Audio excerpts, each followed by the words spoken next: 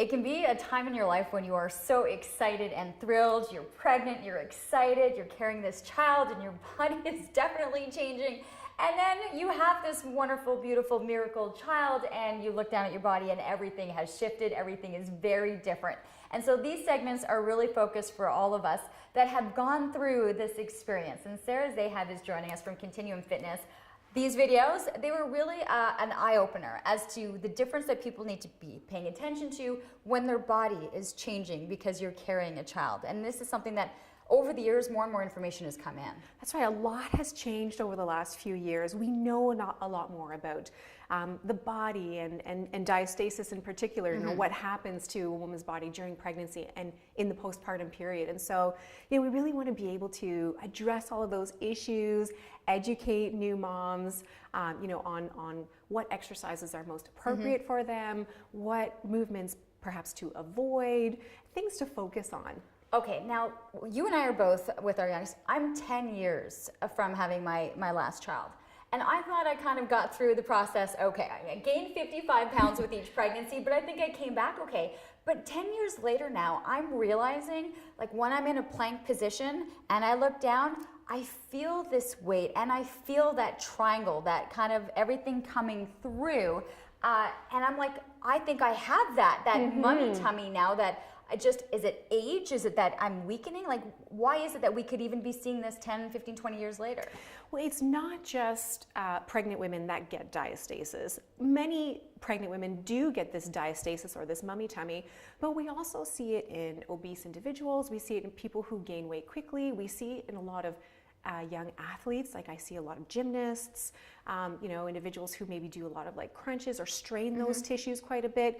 So this doming that you're referring to is a classic telltale sign of a diastasis. So if you know that you have diastasis and you're seeing this doming during a crunch or during a plank or during, you know, any sort of, you know, movement, it's an indication that it's too much load for stomach. Exactly. So there's too much pressure. Would you be seeing it lying down, or is it really when you're lying forward? If you're lying down and you do a crunch and you see it, then the crunch is inappropriate for you at that time. Okay. Until you can work on building up those tissues a little bit. So diastasis is really about managing intra-abdominal pressure.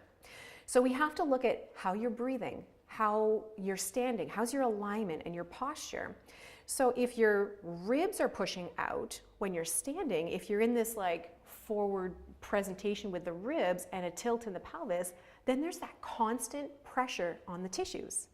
If you're breathing, if you're a chest breather, if your ribs don't expand when you're breathing, think about a balloon. When you inhale, your ribs expand and that pressure gets to like dissipate, you know, perfectly.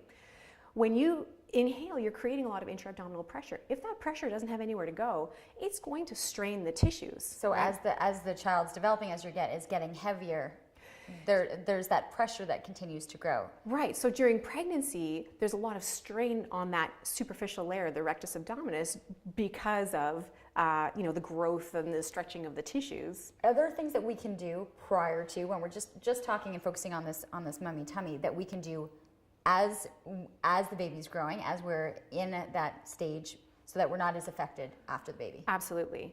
So there was a particular study that found that 100% of women in their third trimester will probably get a diastasis. It's what happens in that first 8 weeks postpartum that's really key. Okay. We know that first 8-week recovery period is really critical. So taking the time to rest during that immediate postpartum period is going to be really key. Try not to do crunches and abdominal work. Like, just try and wake up the core muscles, some gentle pelvic floor activations, you know, work on your breathing and your posture, really focus on the recovery. So not to jump right into it. If you've gone through childbirth and you're trying to get back into that pair of jeans, going and doing stomach crunches or planks, it's not what you want to be doing. Wait at least 8 weeks. Okay. You need to give your muscles time to recover. And then during your pregnancy, you can focus on strengthening those deep core muscles, the transverse abdominis, and the internal obliques. Those muscles help to really stabilize the pelvis, stabilize the back, so that you're less at risk of, you know, instability, you know, those fluctuations and changes in the pressure in the tissues. Okay, so it's all finding these muscles, keeping them strong, getting them firing optimally. Okay, can you show me one or two things that we can do? Just Absolutely. Right. Okay, let's do that. So do you want to, maybe we can start with a diastasis test, like how to test for diastasis. Great. That might be interesting so in order to see if you have it, you'll want to start on your back and then perform a little crunch. And then we've got this linea alba here, this line. You're gonna find your belly button and get your fingers in the little grooves. So you're gonna feel for two sides of your rectus abdominis. You're gonna feel two little sides of the muscle. And you're gonna see how many fingers you can fit in that space widthwise. So if it's one or two fingers, you're good. If you can fit, 2.5 to 3 fingers, then that's considered a diastasis. Now in the past, we were really concerned about what the width was at the belly button, what it is above the belly button and below the belly button. But now we know what's more important is the depth of the tissue. So how deep do your fingers go? If it's just really shallow, it's okay. If you can really push in and there's no bottom, then the tissues need a little more work. We really need to focus on building up those tissues. So we can focus on the breathing, we can focus on the posture, and we can focus on firing up these muscles. So if you have your fingers on the inside of your hip bones and you just make a little shushing sound like this, shh, you should feel those deep muscles contracting. And that's what you're wanting to do. That's what you're wanting to do, is just fire up those deep muscles. We need to get these muscles fired up first before you really, work on a plank or a crunch. Okay, so that's the key right there. How many minutes, how long, often should we be doing that? Well, it really depends, but start your workout by just finding it first, and then we can lift a leg, switch sides. Can you keep those muscles turned on?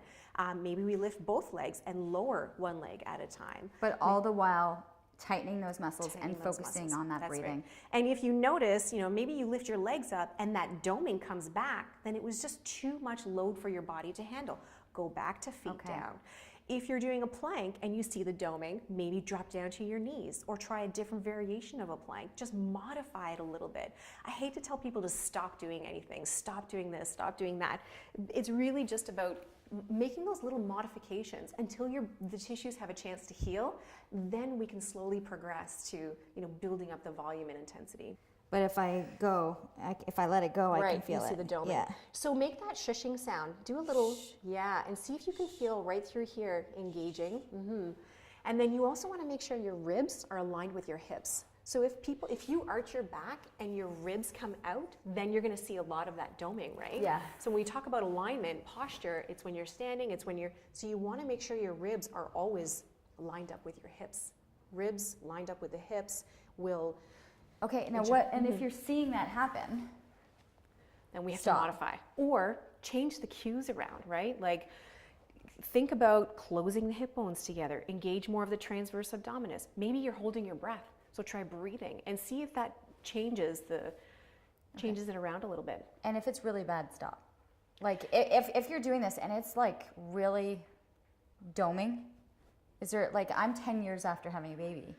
You would need some very focused, we can take a look and see, what's the primary driver? Is it your posture? Is it how you're standing? Is it the exercises? Is it that you need more of some types of exercises and less of others? Can you get it back? Can you get it? Okay. Absolutely.